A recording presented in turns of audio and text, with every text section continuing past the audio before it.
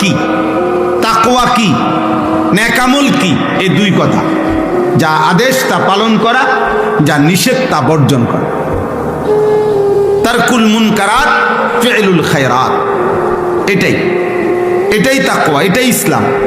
এরই নাম মুসলমান, এরই নাম ইমানদার। অতএব তাকওয়া যার মধ্যে নাই, ইসলাম যার মধ্যে নাই, গুনাহ থেকে বাঁচার মানসিকতা যার মধ্যে নাই, ও মুসলমান না। আল্লাহর ইবাদত করার মানসিকতা যার মধ্যে নাই, সে কোনো মুসলমান না। এই নাম সর্বস্ব, পরিচয় সর্বস্ব, কোনো কাগজে লেখা আছে এতটুকু, এই জাতীয় মুসলমানের 2 পয়সার কোনো ভ্যালু নেই।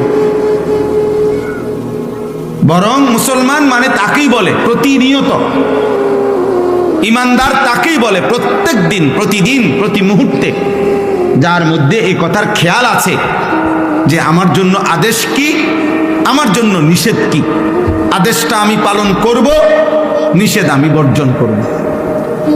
এই মানসিকতা থাকা চাই। কম বেশি হবে, কখনো আদেশ আমার আল্লাহর হুকুম ছুটে যাবে, কখনো আল্লাহর নিষেধ আমার দ্বারা হয়ে যাবে। হ্যাঁ, স্বাভাবিক, গুনাহ হতেই পারে, নেকামল ছুটতেই পারে, কিন্তু এটা হলো একটা। আরেকটা হলো আমার মানসিকতার মধ্যেই নেকামল করার কোনো ফিকিরে নাই, হালাল উপার্জনের কোনো চিন্তাইও নাই। এই সুদখোর 30 বছরই সুদখোর, মৃত্যুকেই বাটপার, প্রতিদিনই বাটপার, চোর ডেলি চোর, বেনামাজি একদিনও নামাজ পড়ে না, গালিগালাজ করে, কথায় কথায় অসভ্য, এই অসভ্য প্রত্যেক দিন অসভ্য, বিড়ি সিগারেট খায়। এই বেহুদা মানুষ, ফালতু মানুষ প্রতিদিনই বিড়ি সিগারেট খায়। তো বাজে মানুষ এগুলো, ফালতু লোক, এগুলো বাজে লোক, বাজে মানুষ প্রতিনিয়ত, প্রতিদিন, যে যার ভিতরে গুনাহ ছাড়ার কোনো মানসিকতাই নাই।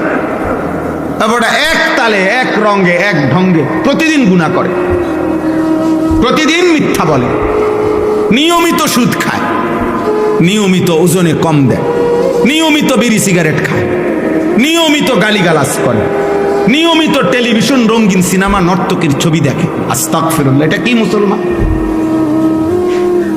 এটা কিসের মানুষ এটা?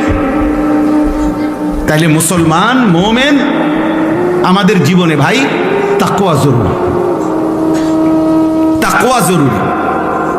আল্লাহ তাআলা ইমানদারের কাছে এটা চেয়েছেন। কোথাও বলছেন ইবাদত, কোথাও বলছেন আমলে সালেহ, কোথাও বলছেন তাকওয়া, কিন্তু অর্থ একই।